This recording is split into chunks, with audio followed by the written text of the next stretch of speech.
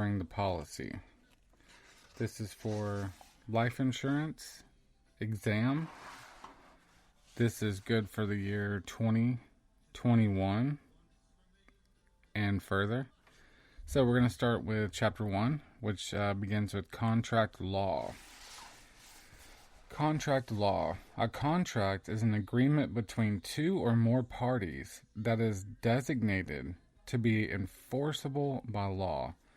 Because insurance transactions have unique aspects, the general law of contracts need to be modified in order to meet the needs of insurance.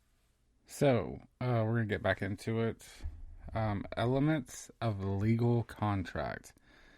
Insurance contracts are legally binding, and they all contain 4 essential elements. Agreement, which is offer and acceptance. Consideration. Competent parties. And legal purpose. So those are 4 things that are really important in the contract. The first, offer and acceptance. There has to be a definite offer by one party, and the other party must accept this offer in its exact terms. With respect to insurance, the applicant usually makes the offer when submitting the application. Acceptance occurs when an insurance provider's underwriter approves the application and issues a policy. Consideration. The binding force in any contract is known as consideration. Consideration is when each party gives something of value to the other. The consideration on the insured's part is the premium payment in the representations provided in the application.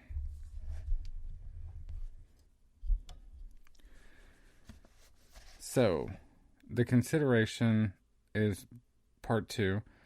Then there's competent parties. In the eyes of the law, the parties to a contract must be able to willfully enter into a contract. Usually this requires that both parties be mentally competent to comprehend the contract, of legal age, and not under the influence of alcohol or drugs. Legal purpose. The contract must have a legal purpose and not be against public policy. For example, in order to ensure the legal purpose of a life insurance policy, it must have both insurable interest and consent. A contract that does not have a legal purpose is considered void. It cannot be enforced by any party. Distinct characteristics of an insurance contract. Insurance transfers the risk of loss from a person or business entity to an insurance provider. That's important. Which in turn spreads the costs of unforeseen losses to many individuals. If an insurance apparatus does not exist, the cost of a loss would be absorbed solely by the person who sustained the loss. Okay? So, contract of adhesion. A contract of adhesion is drafted by one of the parties to the contract, the insurer, okay, and is either accepted or rejected by the other party, the insured. Insurance policies are not written through contract negotiations, and an insured has no input regarding its provisions. In other words, insurance policies are offered on a take-it-or-leave-it basis by an insurance provider. Aleatory contract. Insurance contracts are aleatory, meaning there is an equal exchange of amounts or values. The premium paid by the insured is small in relation to the amount that will be paid by the insurance provider in the event of a loss. Example of life and health insurance. Chad purchases a life insurance policy for $50,000. His monthly premium is $50. If Chad only had the policy for 2 months, which means he paid $100 in premiums, and he unexpectedly died, His beneficiary would receive $50,000. A $100 contribution on the part of the insured in exchange for $50,000 benefit from the insurance provider illustrates an aleatory contract. Example of property and casualty insurance. Karen purchases a homeowner insurance policy for $50,000. Her monthly premium is $50. If Karen had only the policy for 2 months, which means she only paid $100 in premiums, and the home was unexpectedly destroyed by a covered peril, Karen would receive $50,000. A $100 contribution on the part of the insured in exchange for a $50,000 benefit from the insurance provider demonstrates an aleatory contract. Unilateral contract. In an unilateral contract, only one of the parties to the contract is legally obligated to do anything, while the insured makes no legally binding promises. Regardless, an insurance carrier is legally required to pay for losses covered by the policy that is in force. Conditional contract. Before each party fulfills its obligation, a conditional contract necessitates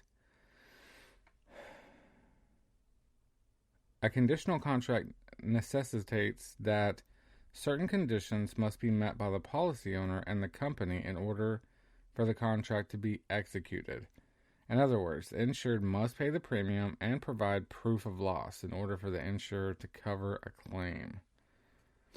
Representations and warranties. A warranty is an utterly true statement upon which the credibility of an insurance policy ultimately hinges.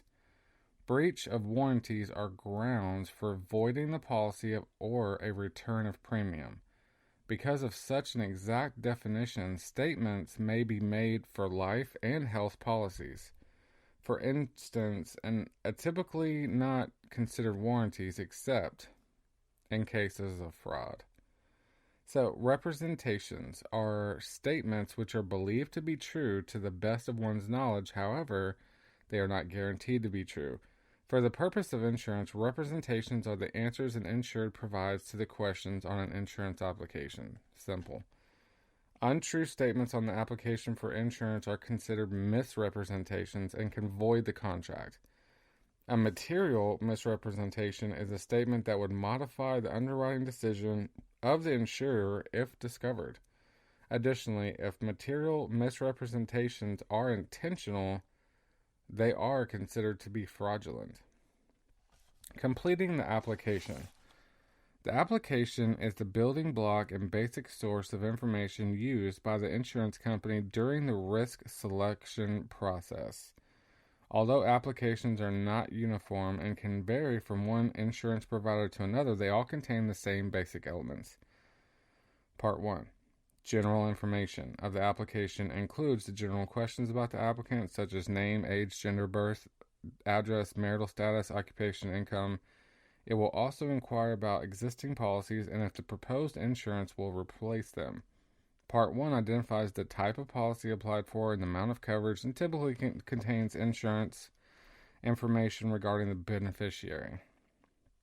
Part 2, medical information of the application, and includes information regarding the proposed insured's medical history, present health condition, and medical visits in recent years. Medical status of living relatives and causes of death of deceased relatives. If the insurance amount is relatively small, the agent and the prospective insured will complete all of the medical information.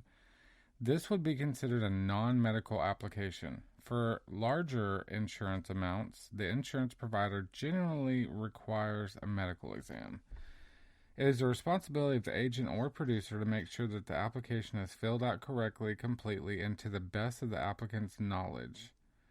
The agent has to probe beyond the stated questions in the application if they have a reason to believe the applicant is misrepresenting or concealing information or does not understand the specific questions that are being asked. Any information that is inaccurate, misleading, or ineligible might delay the issuance of the policy. If the agent feels like there could be some misrepresentation, they must notify the insurance company. Some insurers require that the applicant complete the application within the agent's presence, while other insurers require that the agent complete the application in order to help avoid unanswered questions and mistakes. The agent serves as the front line for an insurance provider and is referred to as the field underwriter because the agent is typically the one who has solicited and proposed insured.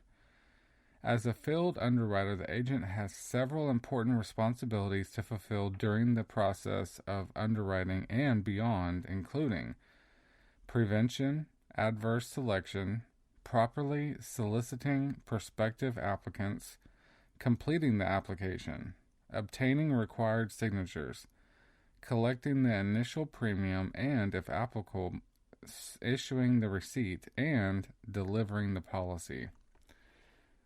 As a field underwriter, the agent is considered the most important source of available information to the insurance provider's underwriters.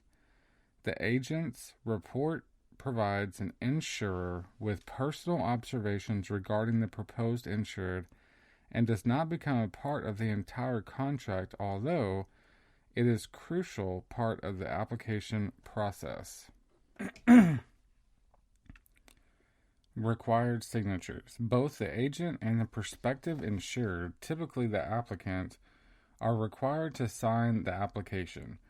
If the proposed insured and the policy owner are not the same, such as a business purchasing insurance on an employee, for example, the policy owner must also sign the application.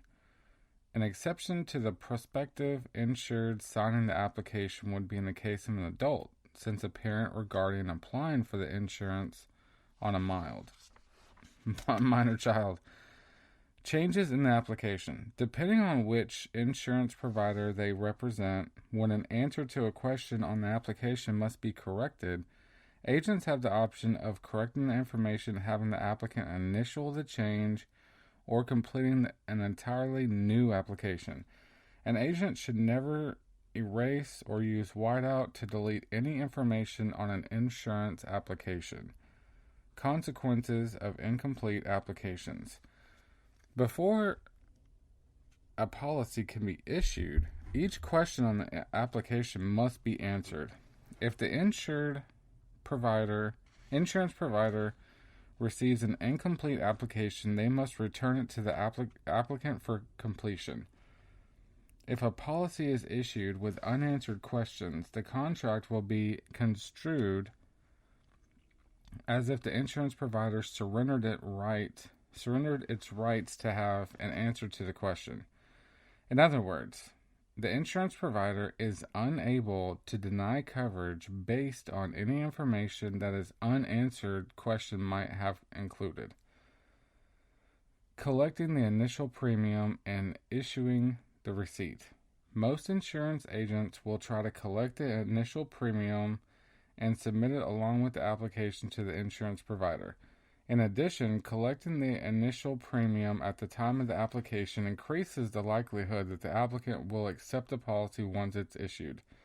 Whenever the agent collects a premium, the agent is required to issue a premium receipt. The type of receipt that is issued to the insured will determine when coverage becomes effective.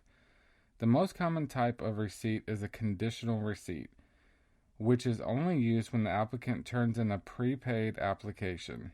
The conditional receipt stipulates that coverage becomes effective on the application date or the date of the medical exam, whichever occurs last, provided that the applicant is determined to be insurable as a standard risk, and the policy is issued exactly as it was applied for. This rule will not be applicable if a policy is declined, rated, or issued with riders excluding specific coverages. Example 1.1.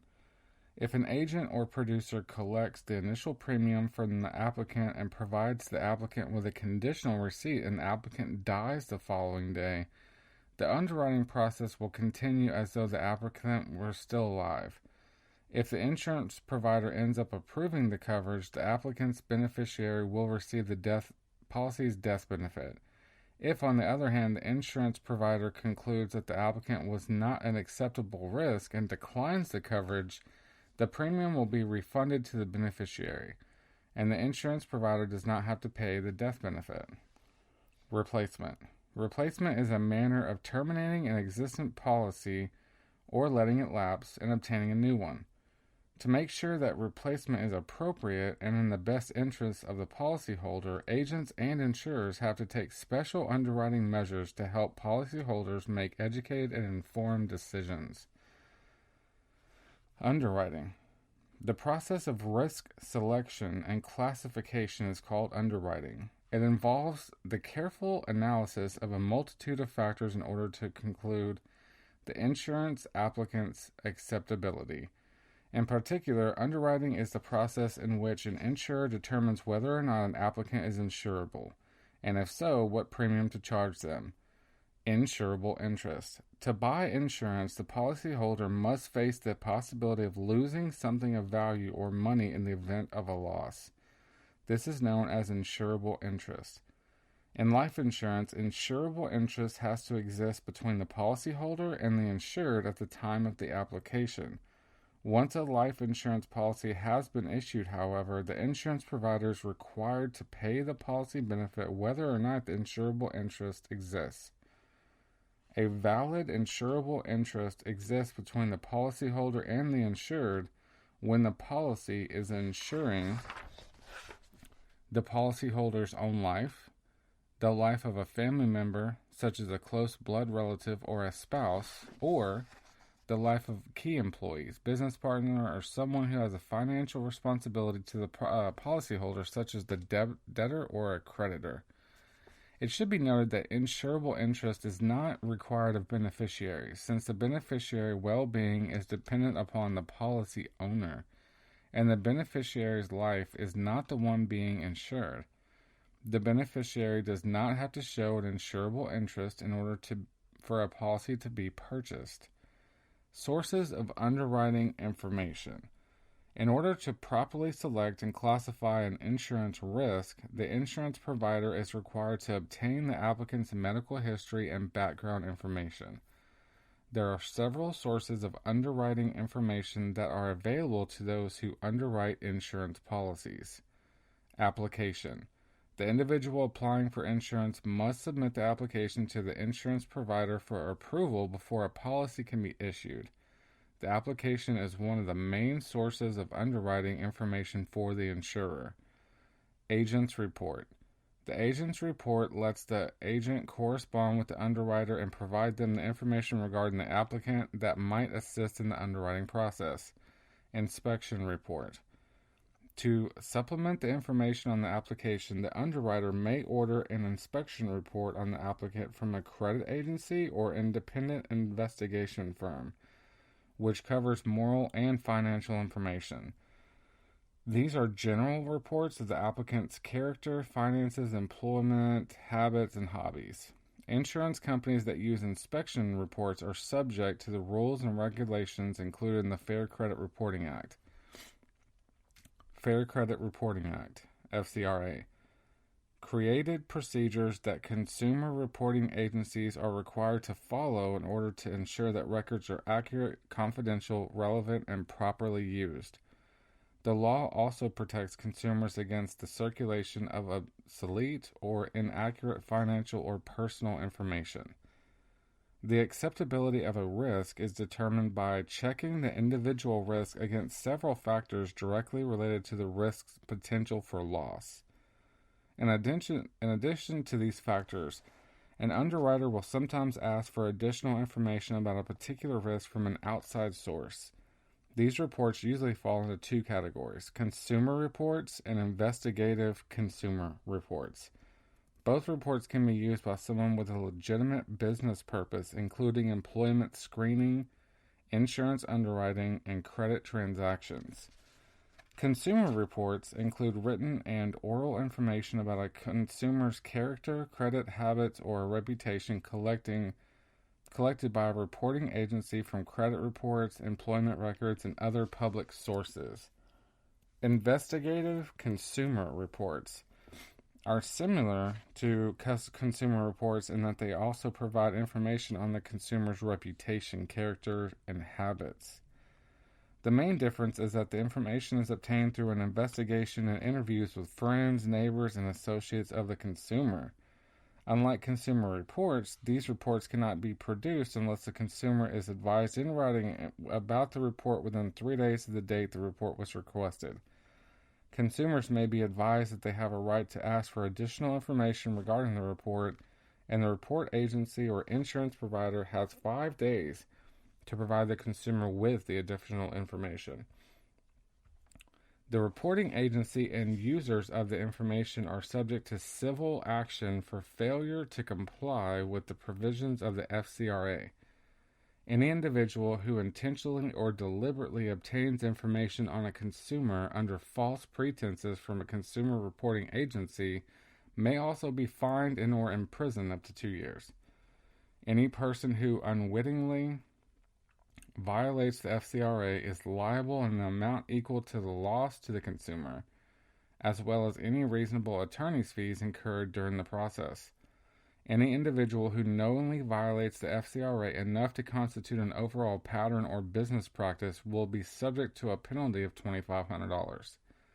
Under the FCRA, if a policy of insurance is modified or declined because of information contained in either an investigative or consumer report, the consumer must be notified and provided with the reporting agency's name and address. The consumer has the right to know what was contained in the report, and the consumer also has a right to know the identity of anyone who has obtained a report during the past year. If the consumer challenges any of the information on the report, the reporting agency must reinvestigate and amend the report, if warranted. If a report is found to be inaccurate and is corrected, the agency is required to send the corrected information to all parties to which they have reported the inaccurate information within the last 2 years. Consumer reports cannot contain certain types of information if the report is requested in connection with a credit transaction of less than $150,000 or a life insurance policy. The prohibited information includes records of arrest or convictions of crimes, bankruptcies more than 10 years old, civil suits, and other negative information that is more than 7 years old. As defined by the FCRA, negative information includes information about a customer's delinquencies, late payments, insolvencies, or any other form of default. Medical Information Bureau. The underwriter will typically request a Medical Information Bureau report in addition to an attending physician's report. The MIB is a membership corporation owned by member insurers. It's a nonprofit trade organization that receives adverse medical information from insurers and maintains private medical impairment information on individuals.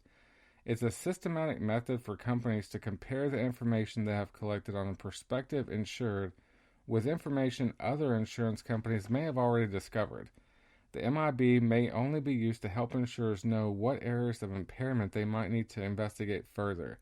An applicant cannot be refused merely on adverse information discovered through the MIB. Medical examinations. For policies with higher coverage amounts, or if the applicant raised additional questions during the prospective insurance health, the underwriter might require the insured to submit a medical examination. Depending on the reason for the medical examination, there are 2 options. The insurance provider may only request a paramedical report which is completed by a registered nurse and or paramedic, and the underwriter may require a medical practitioner who treated the applicant for a prior medical problem to provide an attending physician statement. When required by the insurance company, medical examinations are conducted by paramedics or physicians at the insurer's expense. Usually, such exams are not required when it comes to health insurance, subsequently emphasizing the importance of the agent or producer when recording medical information on the application. The medical exam requirement is more common with regards to life insurance underwriting.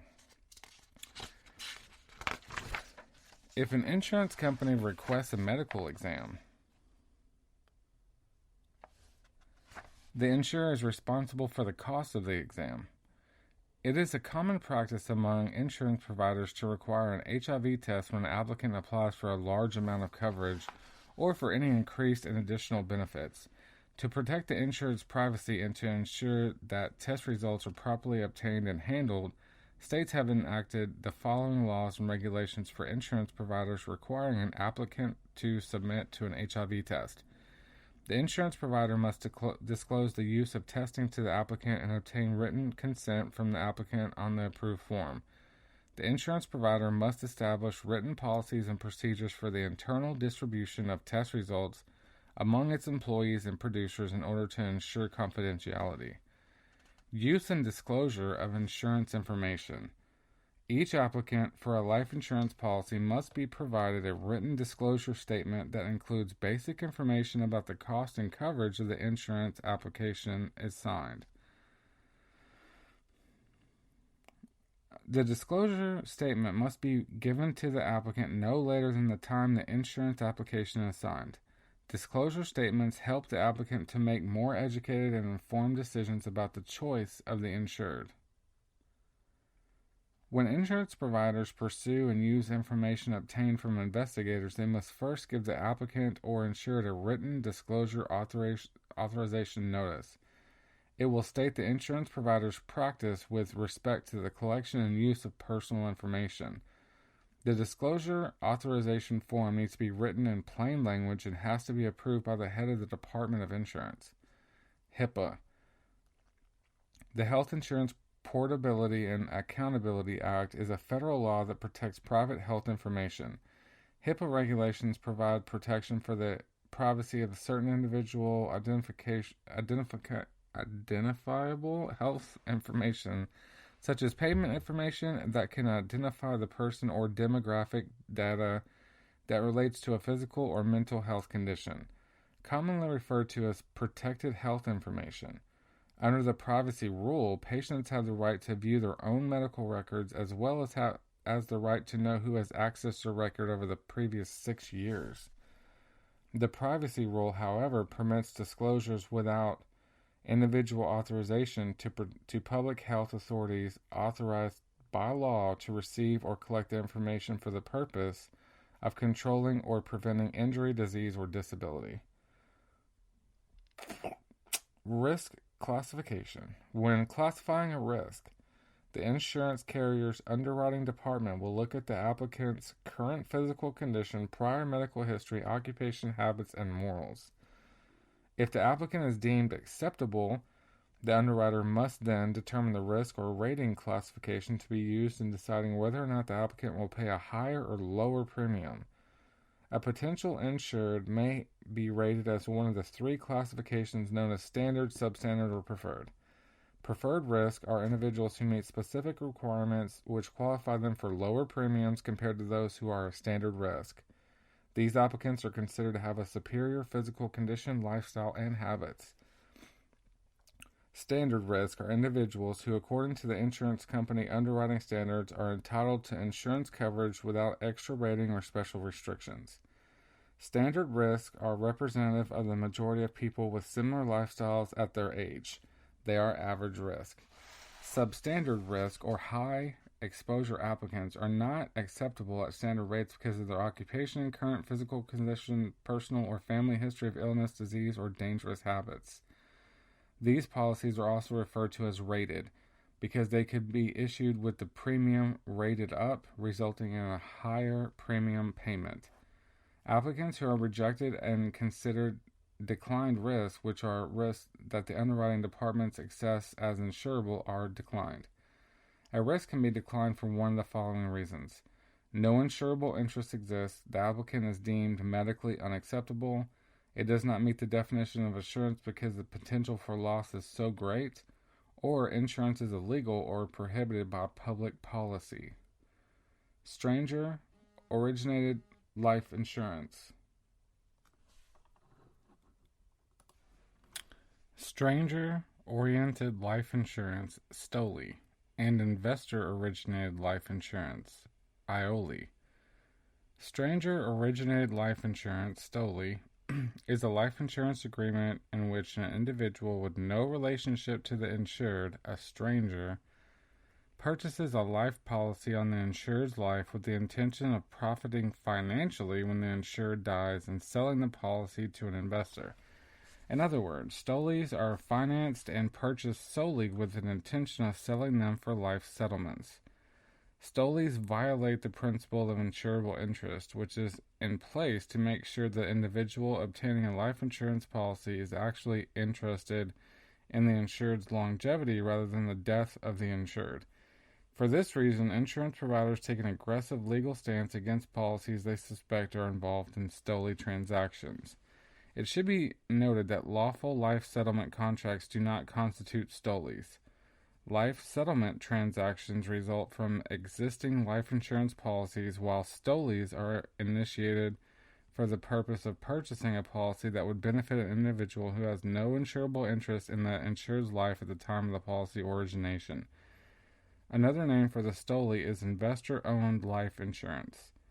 Third-party investors who have no insurable interest in the insured initiate a transaction designed to transfer the policy ownership rights to someone with no insurable interest in the insured, with the hope of earning a profit upon the insured or annuitant's death. Delivering the policy. Once the underwriting process has been completed and the policy is issued by the insurance provider, the agent will deliver it to the insured. Although personal delivery of the insurance policy is the best way to finalize the insurance transaction, mailing the policy directly to the policyholder is also acceptable. When the insurance provider relinquishes control of the policy by mailing it to the policyholder, the policy is considered legally delivered. It is advisable, however, to obtain a signed delivery receipt explaining the policy and its provisions, riders, exclusions, and ratings to the client. Personal delivery of the policy provides the agent with a chance to ensure that the insured understands all the aspects of the contract. Reviewing the contract with the client involves pointing out riders or provisions that may be different than anticipated and explaining what effect they have on the contract. Additionally, the agent should explain the rating procedure to the insured, especially if the policy is rated differently than it was initially applied for. The agent should also explain any other provision and choices available to the policyholder that may become active at this time. A buyer's guide provides prospective applicants with basic, general information about life insurance policies that is limited to language approved by the Department of Insurance. This document explains how a buyer should go about selecting the type and amount of insurance to purchase and how a buyer can save money by comparing the cost of similar policies. Insurance providers must provide a buyer's guide to all potential applicants prior to accepting their initial premium. If a free look period, unconditional refund provision, of at least 10 days is contained within the policy, a buyer's guide can be delivered with the policy. A policy summary is a written statement describing the elements and features of the policy being issued. It has to include the agent's name and address, the insurer's full name and administrative office or home office address, and the generic name of the basic policy and each rider. A policy summary will also include cash value, premium, dividend, surrender value, and death benefit figures for specific policy years. When the policy is delivered, the policy summary must also be provided. When coverage begins. If the initial premium is not submitted with the application, the agent must collect the premium at the time of policy delivery. In this situation, the policy does not become effective until the premium has been collected. The agent may also be required to obtain a statement of good health from the insured. This statement must be signed by the insured and verifies that the insured has not sustained any injury or illness since the application date. If the initial premium was collected with the application and the policy was issued as requested, the policy's coverage usually coincides with the application date if no medical exam is required. If a medical exam is required, the date of the coverage coincides with the date of the exam. USA Patriot Act and anti-money laundering.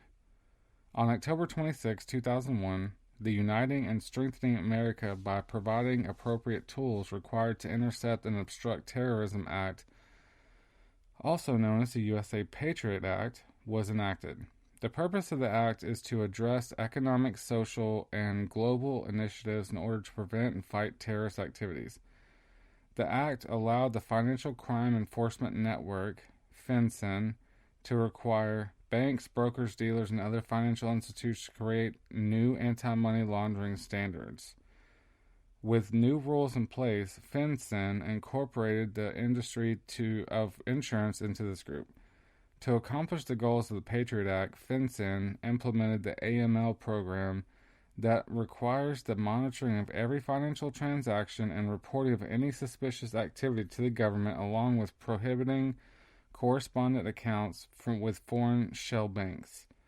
A comprehensive verification procedure and customer identification is also set in place.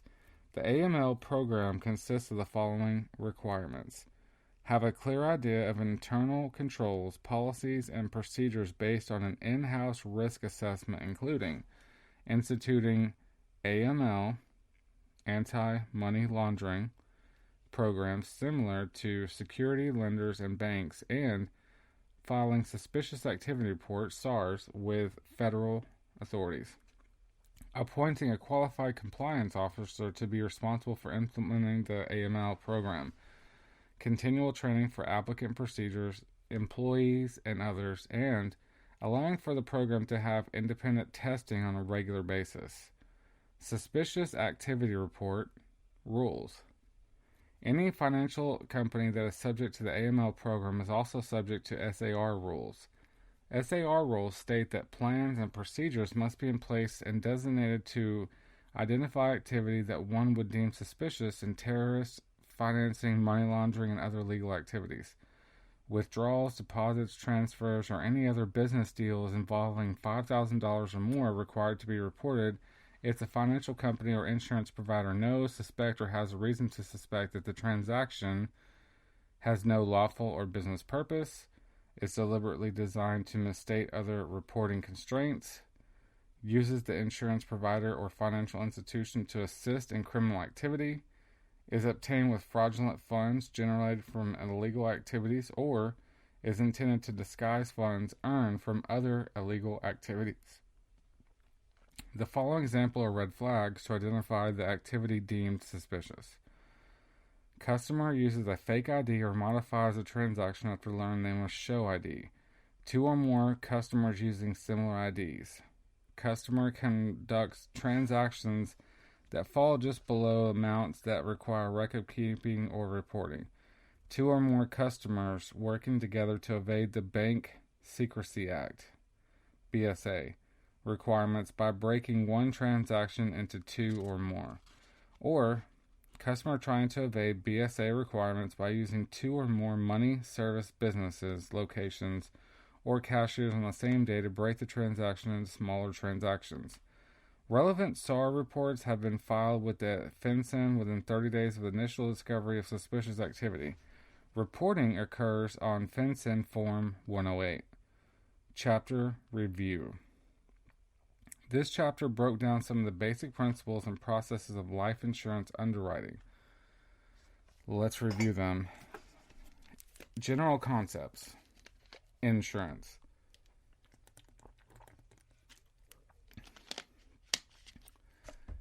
Insurance includes transfers the risk of loss from an individual to an insurance company based on the principle of indemnity, based on the law of large numbers and the spreading of risk, or risk pooling. Second concept, insurable interest, must exist at the time of application, ensuring one's own life, family member, or a business partner. Insurance contracts. Elements of a legal contract. Agreement, offer and acceptance. Consideration, representations, and paying premiums on the part of the insured, paying claims on the part of the insurer. Competent parties. Of legal age, sound mental capacity, and not under the influence of alcohol or drugs. legal purpose, not against public policy. Contract characteristics, which are adhesion, aleatory, conditional, and unilateral. Adhesion is one party prepares the contract and the other party must accept it as is. Aleatory means exchange of unequal amounts. Conditional means certain conditions must be met. Unilateral means only one of the parties to the contract is legally bound to do anything. Processes of issuing a life insurance policy, which include underwriting, premium determination, policy issue and delivery, and federal regulations. Underwriting. Field underwriting by agent. Must get the application completed and signed. Agent's report. Agent observations about the application can assist in the underwriting process. Premiums with application and conditional receipts. Company underwriting. Multiple sources of information, application, consumer reports, MIB. Risk classification. 3 types of risk. Standard, substandard, preferred. Premium determination, which includes 3 factors for life insurance: mortality, interest, and expense. Also, mode. The more frequently a premium is paid by a policy owner, the higher the premium. Policy issue and delivery. Effective date of coverage. If the premium is not paid with the application, the agent must obtain the premium and a statement of continued good health at the time of policy delivery. Federal regulations, which include Fair Credit Reporting Act, USA Patriot Act. Fair Credit Reporting Act protects consumers against circulation of obsolete or inaccurate information. USA Patriot Act, Anti-Money Laundering and Suspicious Activity Report Rules. End of Chapter 1.